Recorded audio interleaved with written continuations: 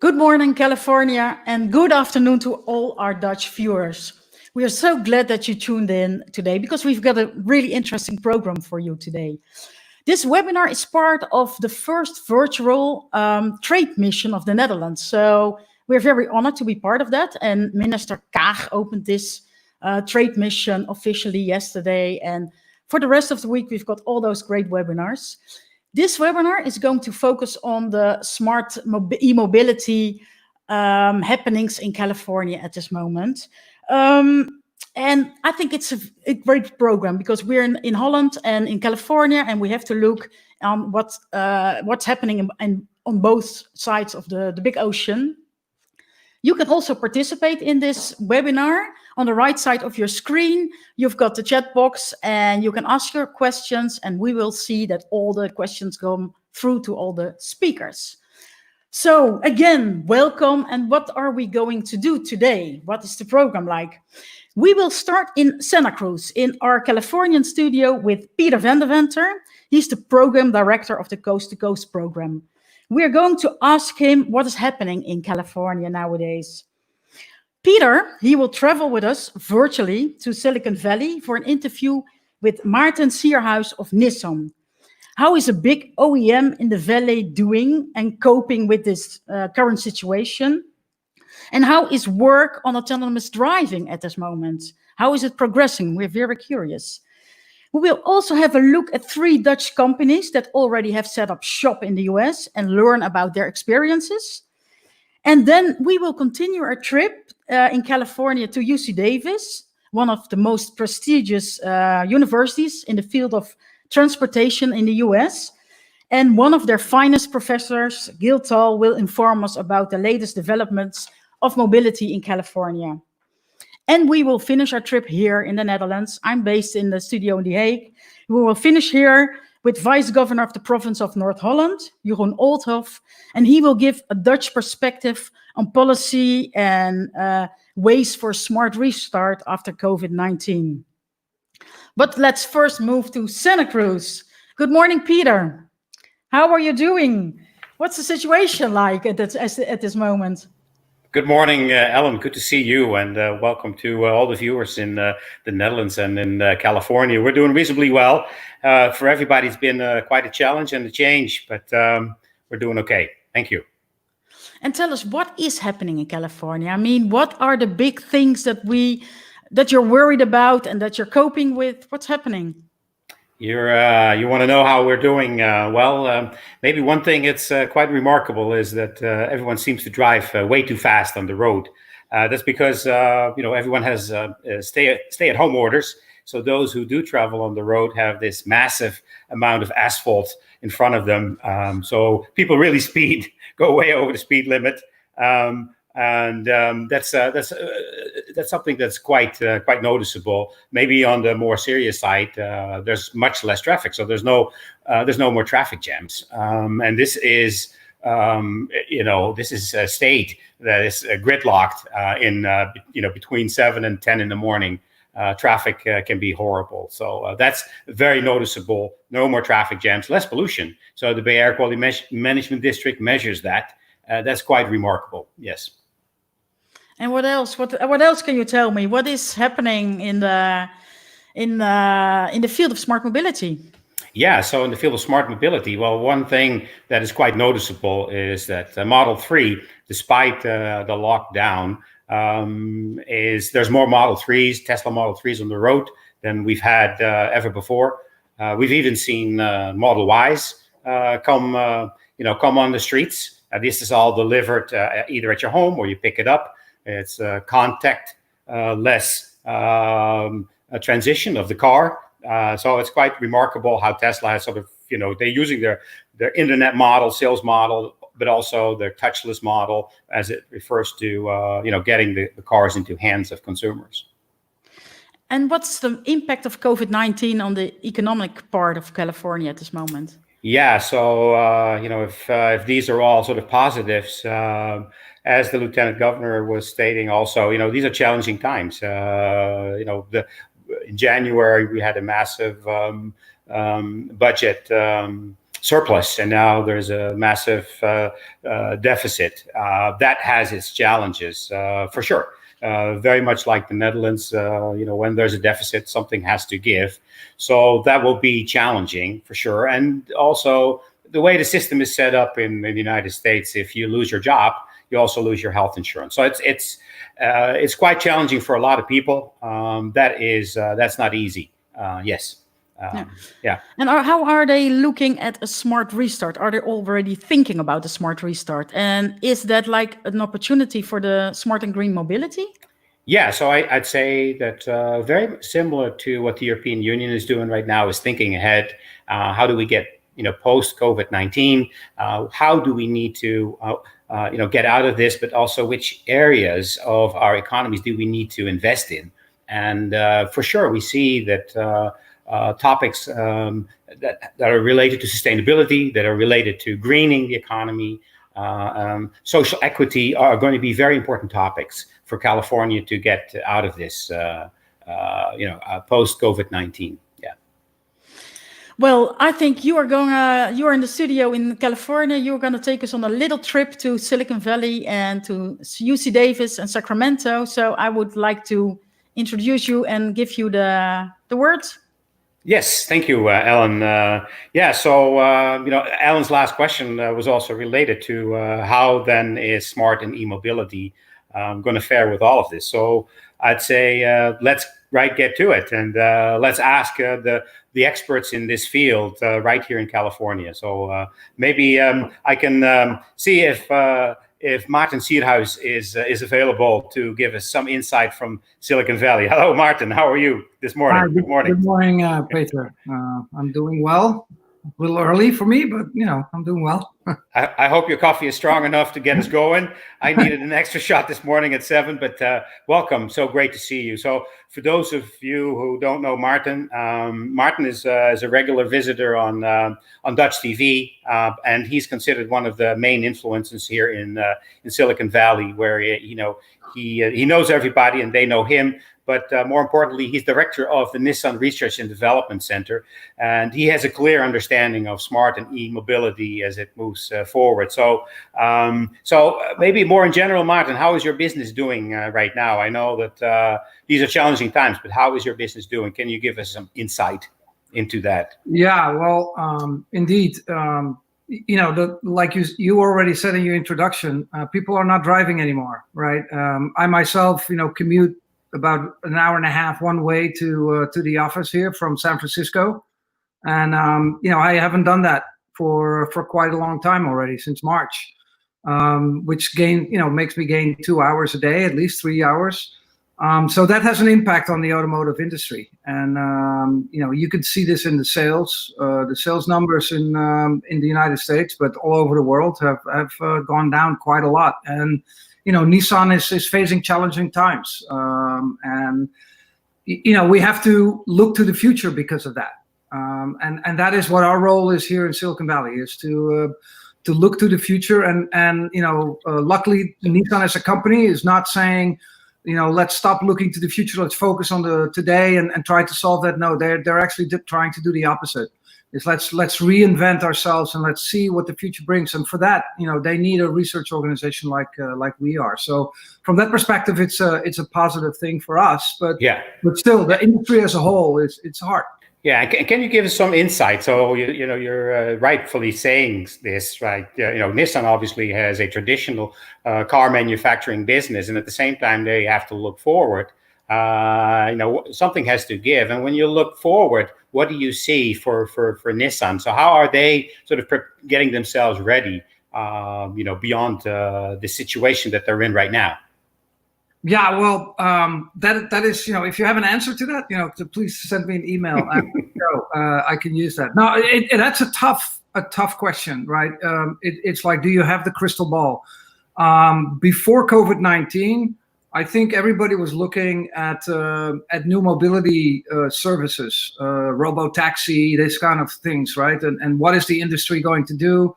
I think that has changed a little bit over the last 6 months. I think people are now looking more to to consolidate their current business. Don't have as many lineups as you of cars as you need. Just focus on what is what is currently selling, what people want, and what is in the future, right? And I think from that perspective, electrification is where I think the play is going to be in the next in the next couple of years, which was already starting, but now I think it's going to be accelerating to do that. And Nissan has a new type of powertrain that they're bringing out called e-Power, which I think is an exciting new technology, which is different than plug-in hybrids, but has kind of the same. It's a better technology than plug-in hybrids, in my opinion. Excellent. So you see, as you see it, it's difficult. This crystal ball. We all wish we had it. Then we would also maybe make better investments. But so this is a trend that you're seeing now. Also, what I'm hearing is that maybe public transportation will, it's going to be challenging, right? Less people, 6 feet apart economy. So how do you see then the role of autonomy play out? Is it going to is autonomy going to increase, or is it going to decrease in its relevance post COVID-19? Yeah, this is another thing that as human beings we have a hard time putting all these variables that we're dealing with at the same time and thinking about it, and we like to create one solution fits all, right? But I think we have to separate what is the role of autonomy versus COVID-19 versus the climate, right? And I think this is what you have to really sit back and think about. So in terms of autonomy, I think what's been happening over the past couple of years is what I predicted, way back when I started in the autonomous vehicle business, is that it's not going to be as fast as people think, right? Yeah. This is a really hard problem, and I think over the last couple of years that's been shown. So I think level 4, level 5 autonomy is where the OEMs are just moving away from that, right? It's too early. You're not going to see that anytime soon, I think. So what people are, so now with what do you do as the next step? And I think that this is the stuff that we have learned, so to speak, in the research on level 4 autonomy. How can that now be applied to what we call level 2 plus or level 3 type of autonomy? And I think that is what people are going to see is smarter cars. And I think, with the COVID-19, which is then an added variable, is that, now we're thinking like, I myself will not go into a bus, a tram, a subway. I will not go into an Uber. I will not go into a taxi. And so, and then the other part of autonomy, I think, is delivery services. Yeah. Right? I think that's where we're going to see more autonomy, slow moving delivery services. Yeah. So, and is this autonomy, from, let's say, 2 plus to 3, and, you incorporate the lessons learned from level 4 and level 5, is it also going to increase safety? Because just this morning, an article by the financial newspaper in the Netherlands, Financieel Dagblad, is presuming that, EVs are more dangerous, and they're more likely to be in accidents. So how is that going to, is autonomy also going to help with that, extra level of safety when we move from 2 to 3? Yeah, no, that's exactly where I think the autonomy is going to play a role in the safety. Now, this is it's also a very difficult thing. People, I don't know how that's going to change, but right now, right, and in the past, selling people safety is a very hard concept. People assume that the car is safe, right? They don't want to spend, $5,000 on a safety system, right? They assume that your car is not going to crash. So this is a hard topic, how to deal with that. But one thing exactly what Nissan has done with, for instance, the electric vehicle is this concept of an e-pedal, right? So we don't have a brake. We only have an accelerator pedal in the car and not a braking pedal anymore. And so what that does, that is that the car brakes for you, right? And so there's one safety feature where we apply autonomy technology to make that a very comfortable, very safe drive, that you don't have to worry about how to brake and where to brake. So this is one example where safety and autonomy and electrification come together. Yeah. So that's I think that's that's I think a very important step as we will see more people get back on the road. I think they will also be looking for safety. It's like this pandemic has already had serious consequences on how people behave and how they drive. So to get more safety on the road, I think is going to be crucial, and also moving this automobile market forward. So, so Maarten, I know you're a realist. You are, you've done terrific research in the past, but I also know you as somebody who sort of likes a challenge to look, way in front of us. And one thing that sort of is very appealing to ask you this question about is that the European Union right now is proposing a 750 billion euro stimulus of the economy, and I'd like to pose you the question. So let's say you are in charge. Maybe I should say that of this 750 billion euros, about 100 is earmarked for transportation. How would you, what would be your ideal scenario to apply this in a proper manner? What would you do? Yeah, I mean, that's gosh, you're asking me to solve world hunger in 5 minutes. So I think first and foremost, what we have seen, with the COVID-19, pandemic is that, like you said, there's less traffic on the road, less pollution. People like this, right? I mean, this is something that people seem to. If there's one thing positive out of this, it's that, and I think that's where we now need to, take this opportunity to push this, right? That so I think electrification to me is get the combustion engine off the road and put electric vehicles on the road, and whatever mobility solution you try to find. The other thing, I'm not sure, although it's going to be hard in Europe, but in the United States, it's going to be different in different regions, right? Yeah. So one of the things that we've learned by looking at smart cities are in the last 2 years, our research topic has moved from focusing on level 4 completely and level 5 autonomy to more smart cities and the integration of infrastructure and the roads with the intelligence in the vehicle and distributing this intelligence. And I think this is where we need to invest, right? And you can get traffic, smoother and more optimized if you connect the vehicles and what we call multi-agent collaboration. Allow this collaboration between what I call these different heterogeneous agents, whether that are cars or trucks or pedestrians and bicyclists. How can you coordinate and let these entities collaborate together to make traffic more smoother, reduce pollution, and reduce traffic congestion? I think there is where investment can help. I'm not 100% sure if pushing people out of the vehicle, this has been tried for a long, long time. Yeah. And I'm not sure if this is going to work in the next couple of years, especially because, like I said, you're not going to get me out of my car. If I need to travel now, it's going to be in my car, not in your car. I don't trust your car until you have some kind of device that shows me there is zero COVID-19 virus in your car. And so if you have a robo-taxi service, if that's what you want to do, you're going to spend a lot of money on maintenance and cleaning. And I think your revenue is going to drop too, because you can only have one person in the vehicle. Yeah. It's not going to work.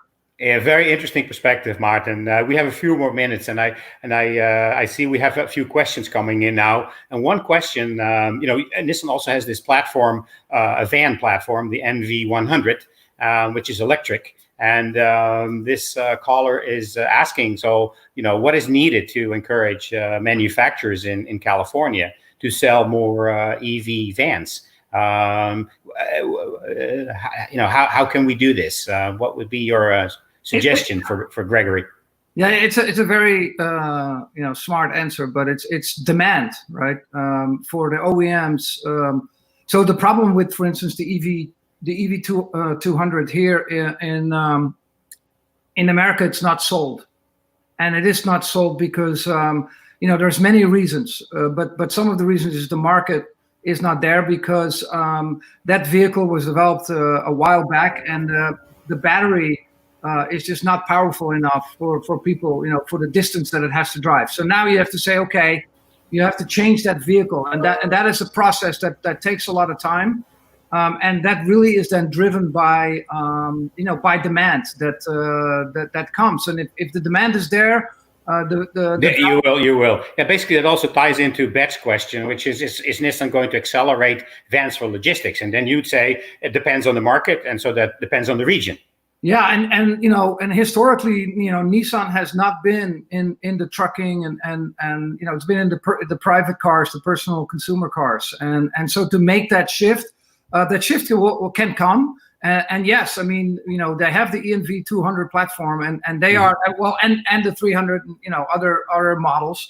And so again, if the demand is high enough that they can manufacture this vehicle for a market that makes sense, then you would see it. Then you would see it. So maybe one last observation. I know that Rivian is going to be the main supplier of the platform for Amazon.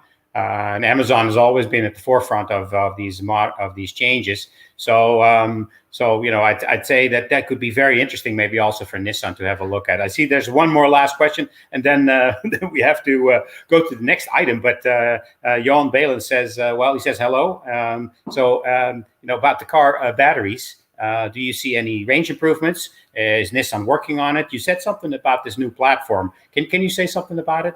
About the battery technology that Nissan is working on? So yeah, Nissan, of course, we are working on battery technology, and we are actually here in Silicon Valley are working not necessarily on the batteries itself, but on the chemistry for batteries and using what we call computational material science to find out new materials for making battery last longer and more. But what Nissan is focusing on in terms of this e-power is actually how can you make better use of smaller batteries, right? So so what e-power is really a little combustion engine, for the battery to charge the battery. So the car is driving electric, 100% electric, using an electric powertrain and an electric drive motor powered by the battery. But then there's a small little combustion engine that charges the battery. And so that allows you to have a smaller battery that actually, is of a different type than if you have a completely electric vehicle.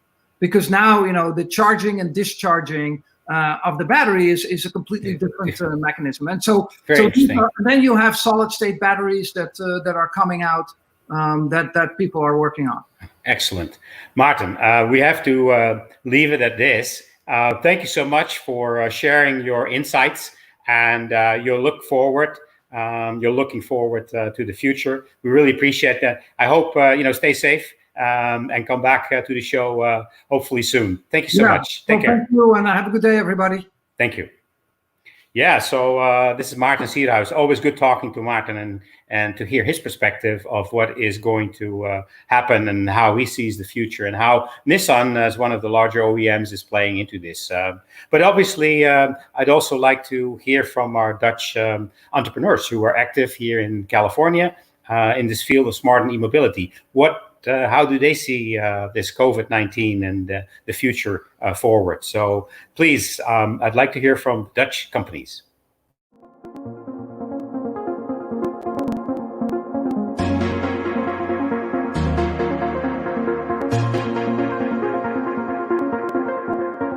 You have to work with parties together. And Coast to Coast, you can say, is a network organization. Getting the first network helped us by as well how we have to do business in the US. In the US also very useful things happen which we learn from the US and vice versa.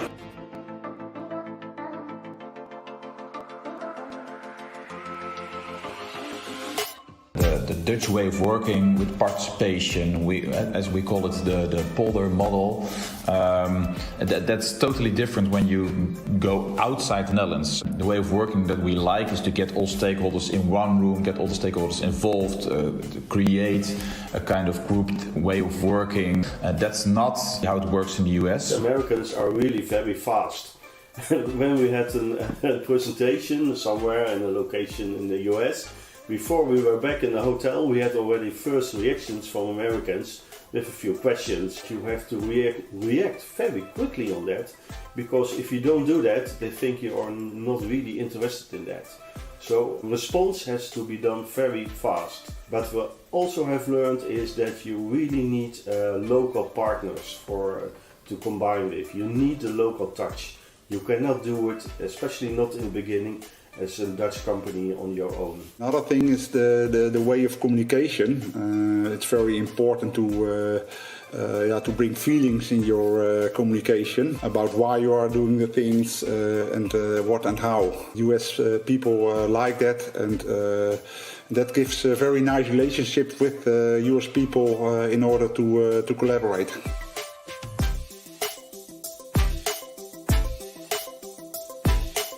How it affected our US work? Not yet very much, because we weren't there yet very much in the area of mobility. In other areas, it has slowed down our business a bit with the US. COVID is really hard for us in the US, especially in California. The COVID rules are really straightforward. Personally, I'm a supporter of that, but on the other hand, what we see is that we are now in a moment that we have to invest in networks, see people and things so on. So we try to do it by all kind of intelligent Zoom Teams kind of way of working. COVID has slowed down our business, in fact, in the US, because it's very tough to come over to the West Coast. But from the other side, we see a lot of opportunities, and especially Dutch expertise, for example, on cycling. So it's very funny. COVID is slowing down, but the future could be even better.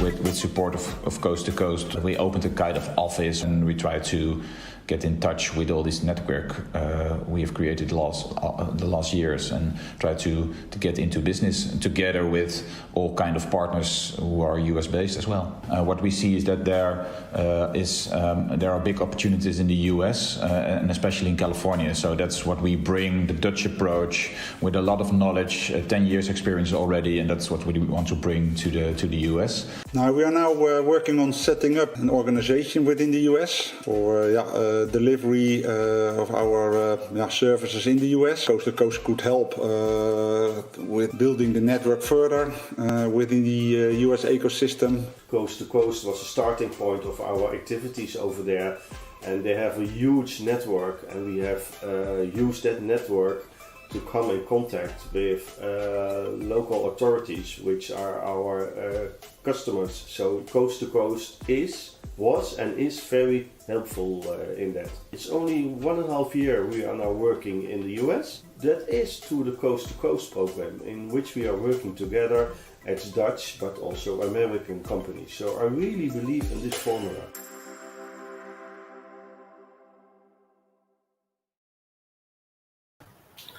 All right. Well, this is the Dutch companies and their take on COVID-19 and how to move forward. And I'm happy that they're hanging in there. It's as they're saying, it's not easy, but there's also these opportunities, and it's a matter of hanging in there, and that's what they're doing. So a lot of kudos for them.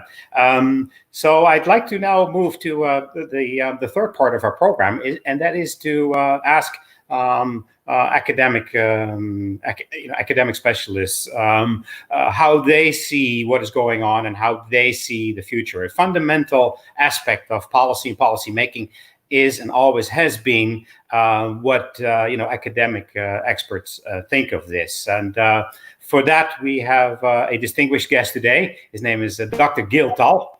Gil Tal, good morning. How are you?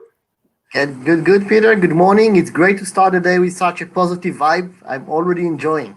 Well, I'm happy you are enjoying it. Happy to see you. I miss you. We can't travel a lot these days, but it's good to see you in virtual reality. I hope you and your family are safe. So we have a program today that sort of tries to understand what's happening in California and how to play towards the future. And so what I'd like to ask you from an academic point of view, you're at UC Davis, you have the Center for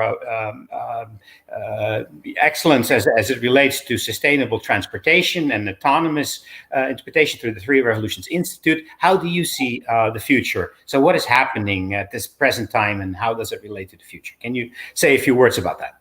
Yeah, that's a great question. We all want to know what will happen in the future, the near future, a little bit further out.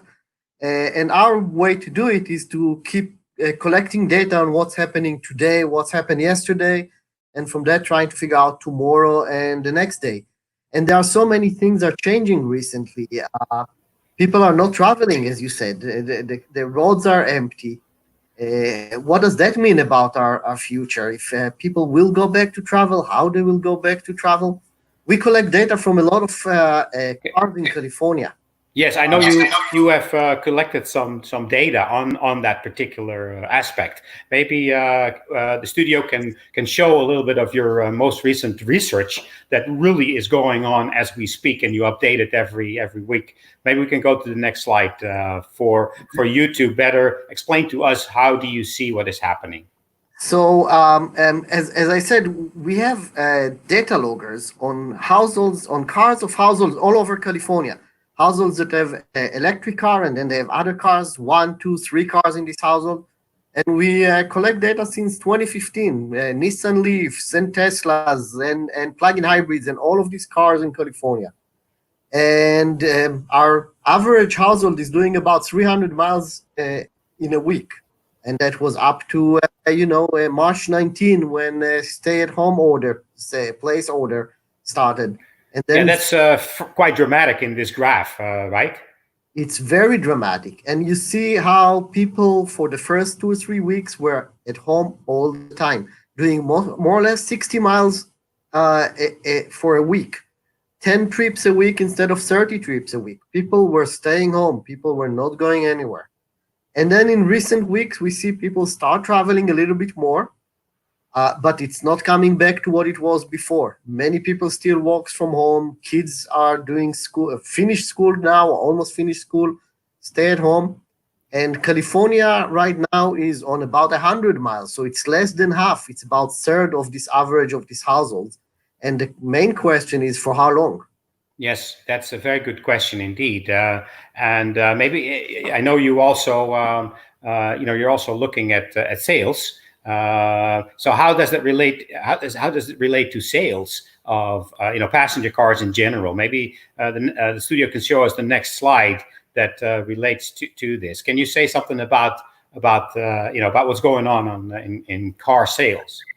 Yeah, car sales are very interesting. I'm interested in electric cars, but it's always important to see what's happening with regular cars to understand what the share of electric cars in this market.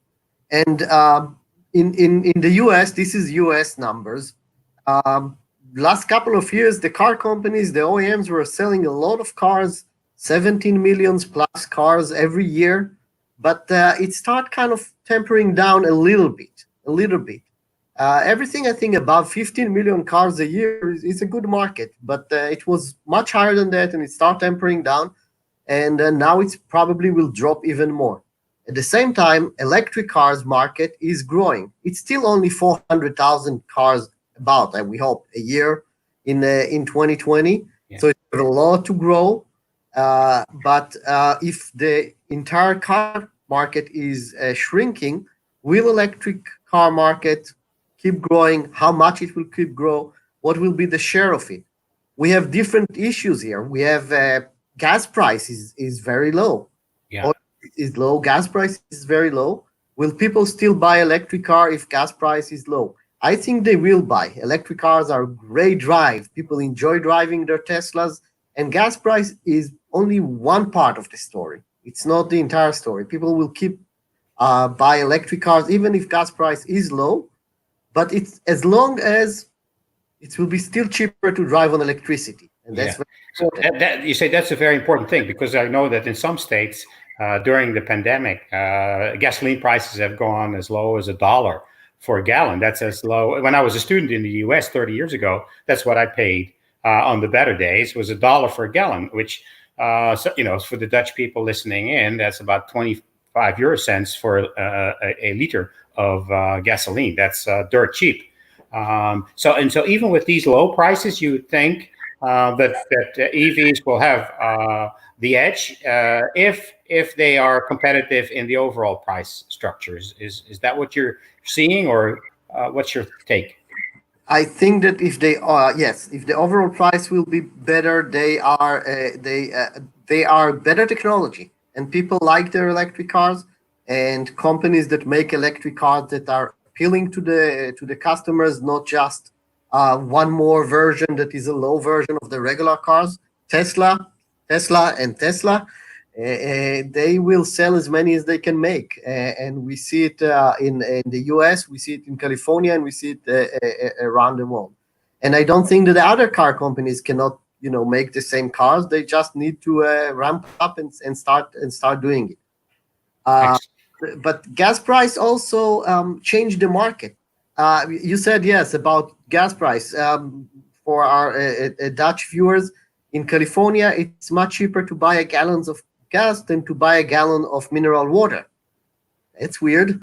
Even in California, can you imagine? We have the highest prices in the land. Yeah.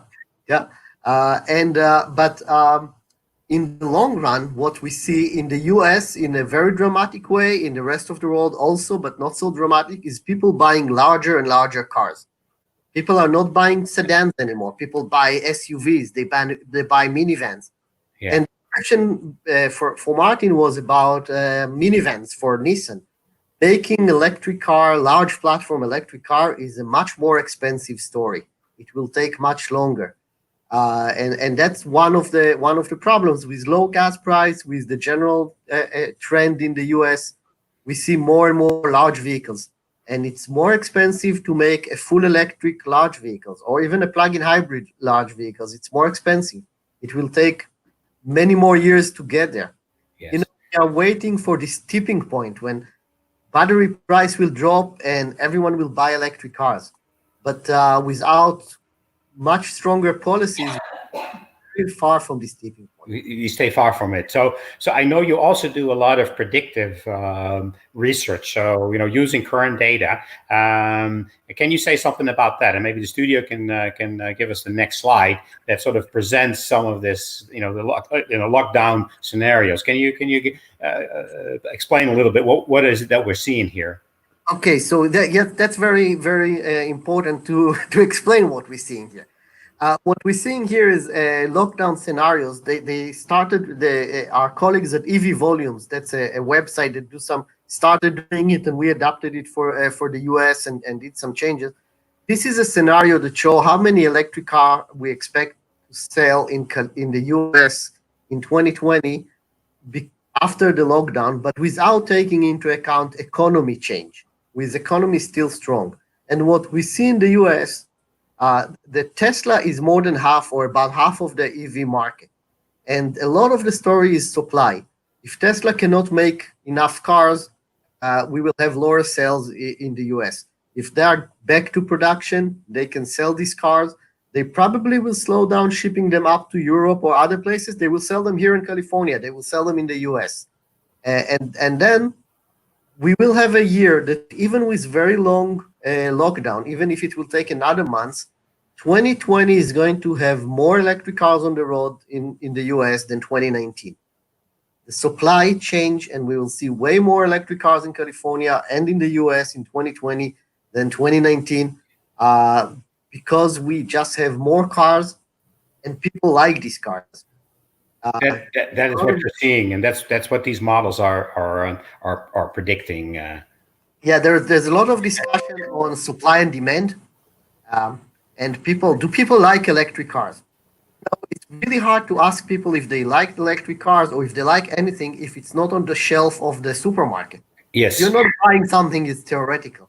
What we see is that if you stock the shelf, if If the cars are there in all the colors, in all the sizes, in all these flavors, people like them. But in order to get there, we need a strong policies. Yes. Because for the long run, there are 3 inflection points, not tipping points, but changes. The cars need to be cheaper for the buyer than a regular car. So now we are doing it with a lot of incentives, subsidies. The government need to give a lot of money. That's the first change. The second change, that it will be cheaper for the buyer without incentives. Battery price will drop a couple of years down the road. Even larger vehicles, not just small sedan, not just short-range sedans, even larger vehicle will be cheaper. And then the third one, and that's the tough one, is that for the car companies, it will be better. They will get higher revenue from selling electric cars than selling regular cars. When we will get there, then we are done. Then we don't need policy anymore. Then it will happen by itself. They will sell them as much as they can. But that will take many more years and a lot of work. So that's interesting. You're saying that the business model in the end is going to be better for the OEMs. That's going to make Maarten and his company very, very happy. What needs to happen for that? I mean, in terms of the car, in terms of charging infrastructure, in terms of financing models, can you give us some insight in what you see is necessary in this policy domain? You mentioned it. Yeah. So if we go back to the starting point, is that we as society would like everyone to drive a clean transportation. Yeah. We would like people not to drive as much. We would like people to just be able to go from one place to the other in a clean way that will not add to our climate change or the local emissions. And electric cars are a good part of it. And we want to push society there. And in order to push society there, we need to help these car companies to get there. It's not going to happen by itself. We will need to invest in infrastructure. Public infrastructure, workplace charging while you're at work, a lot of overnight charging. I'm not calling it home charging because not everyone can charge when they at home, but every car is parked somewhere at night. A lot of overnight charging.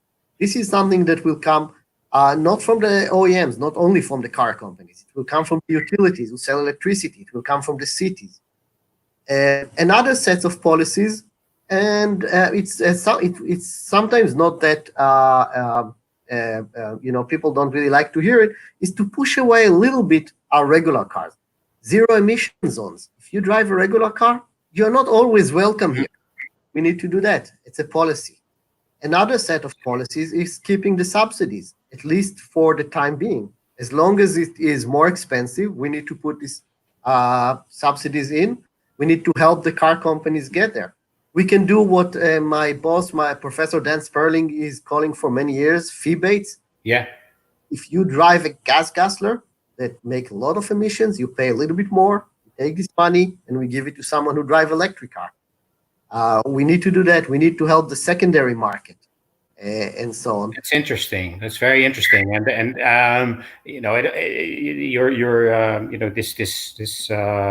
this system of zoning. You just referred to it. We have a question here from a viewer.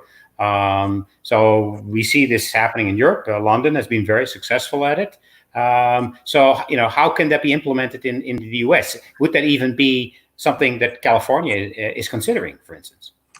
I think it's an important policy. It's give the right direction. It give power to the cities. In California, in the US, the federal government have a lot of power on MPG, on cafe standards and so on, have a lot of powers on a lot of things. But the cities also have power, and this is the power of the cities. It's not simple. It's have a lot of equity issues. If you are a low-income person who cannot afford a new electric car, are we going to prevent you from coming into the city? We will need to find a way to compensate people who cannot drive electric car today coming into the city. But there are many options to do it in a sophisticated way. If the people that watching us have been to LAX, this airport in the richest country in the world that look like 1960s, let's allow going into LAX to pick up passenger. If you're an Uber or Lyft driver, allow you go in for free if you come in an electric car, but you need to pay, and the passenger will have to pay a big fine or fee if you drive in a gasoline car. This is step by step adding more zero emission zones into our story. Excellent, excellent. So we have time for a few more questions. This is from Mauro Salazar. So do you expect that governments will provide emission-free electricity? So zero emission means zero emissions overall. How is that happening in California? Can you? I expect in California we have state goals, very strong goals to clean our grid and to provide zero emission electricity. I really like this idea that electric car is the only vehicle that you buy today, and when you will drive the same car 10 years from now, you will have better performance. It will be cleaner.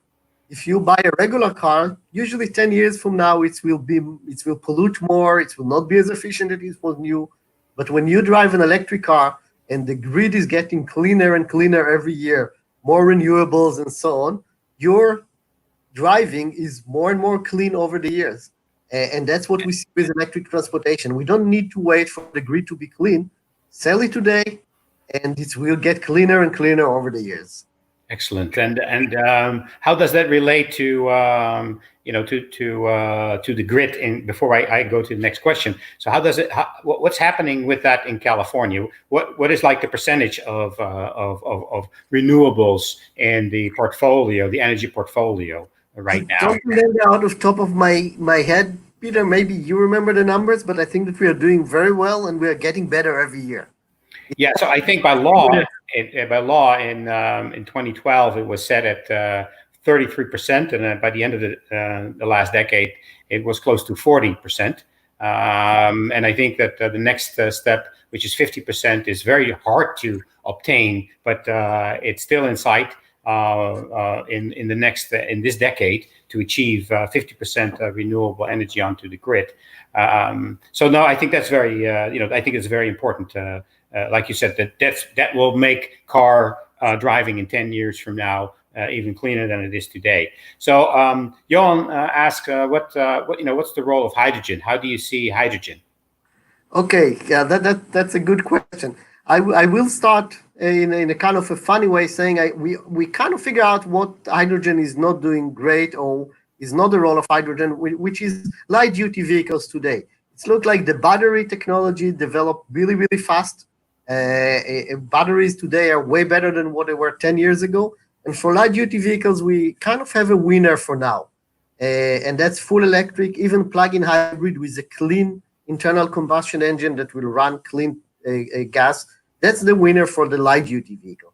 But for the medium and heavy duty vehicles and for special needs, hydrogen have a lot of room. We cannot do everything with batteries, not with the batteries we have today. And I think that's where hydrogen will shine. That's where hydrogen will have the main room for long range and for heavy duty. Now, once we have hydrogen infrastructure for long range, for heavy duty, and we have the infrastructure, we can use it for many other needs. We can use it for regional trucks and vans. We can use it for TNC, taxi, Uber, and Lyft that do hundreds of miles a day. But I think that the main starting point will be heavy duty, and that's what will subsidize or will create the infrastructure for hydrogen. Excellent. And how is it going right now? The infrastructure in California. Can you say something about that? So right now we have I think about 40 stations in California. Mm-hmm. I think that about 95% of something like that. Most of the light duty fuel cell vehicles are here in California. And probably half of the light-duty fuel cell vehicles in the world are here in California. So we are pushing, we are trying, we are learning, and we should continue doing it. We should get better, we should understand the technology, and be ready for the time that the price will make sense. Yes. Excellent. So suddenly we get a lot of questions. I think your presentation is catching on. Chris de Veer from the Netherlands, he is asking, so what's your opinion on big self-driving fleets of taxis, and how will that affect public transportation or maybe even biking? Can you say something about that? Maarten also was referring to it. That's a great question. As we started with this issue of COVID-19, the entire promise of these autonomous taxis is shared.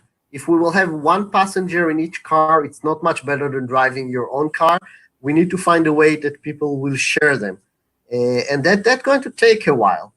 Now, I'm also, as Martin was always very skeptical about the level 5 robo cars that will go around cities without drivers.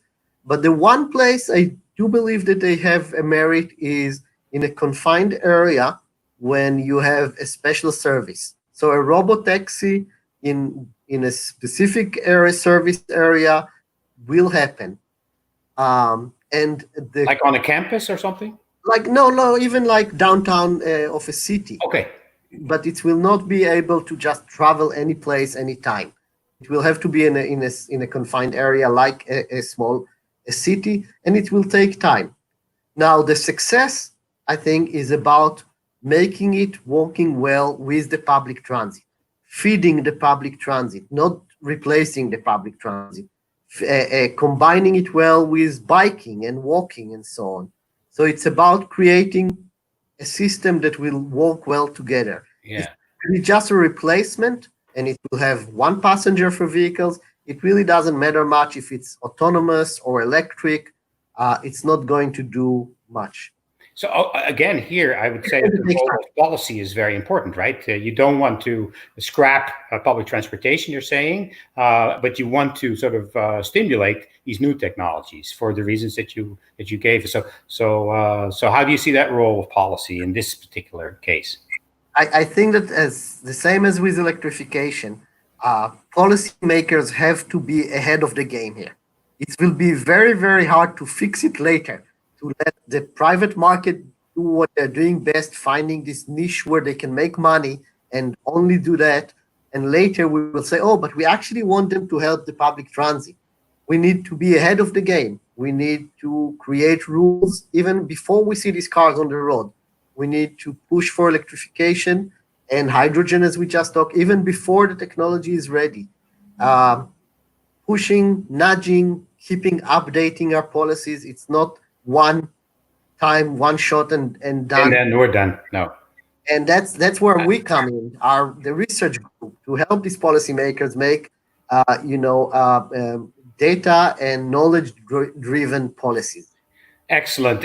I wish we had so much more time, Gil, to talk with you. It was delightful as always. Thank you so much for your insights and your strong push for better, more like precision policy making and to be ahead of the game. That's your message. Thank you so much for your wonderful insight. I wish you a wonderful day and hope to see you soon later. Thank you. Thank you, Peter. So, well, I'd say if you are in the business of policy making, well, you heard a few people say that it's more important than ever. So maybe then for the last contribution of today, we have Vice Governor Jeroen Olthof.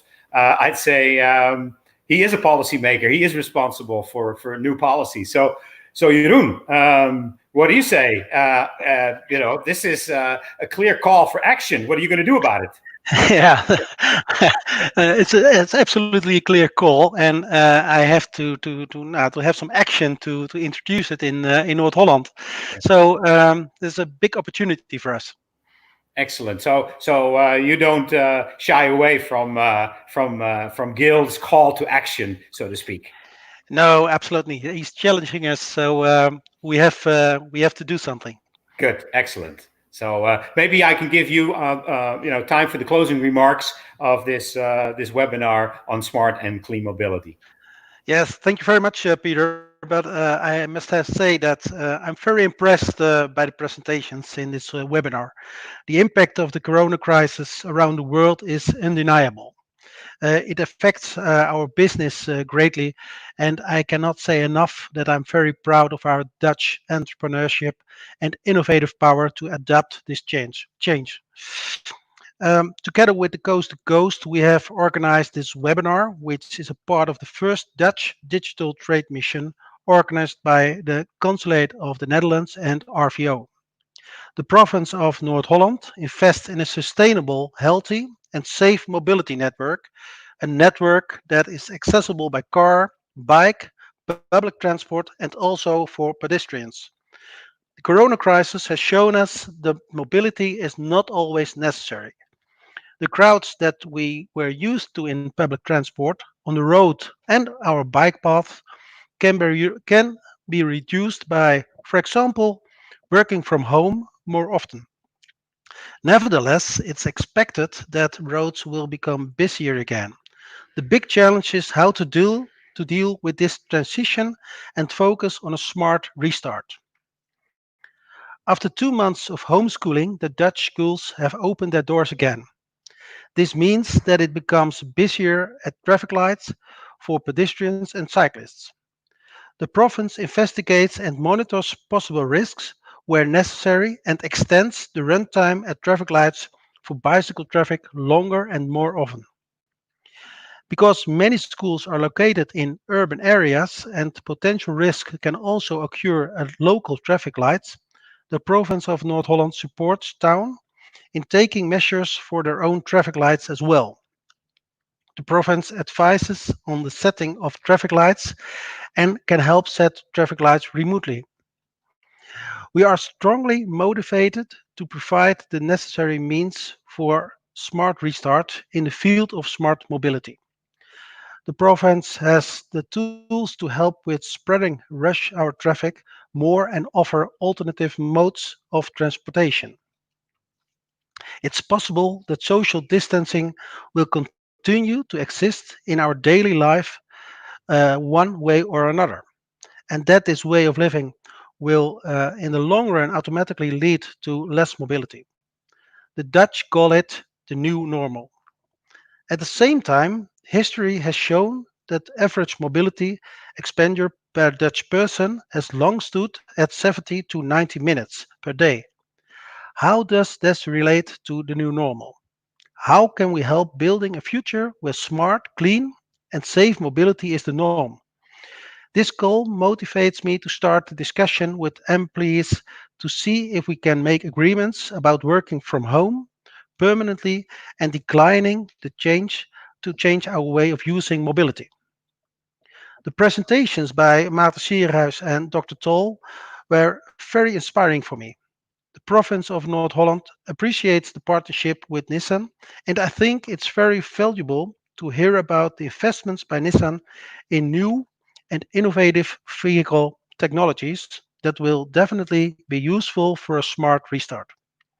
Listening to Dr. Tol from the Institute of Transportation Studies at UC Davis, I support his call for action and will put my energy to developing policies and to continue our ambitions for smart, safe, and clean mobility solutions, now and in the future.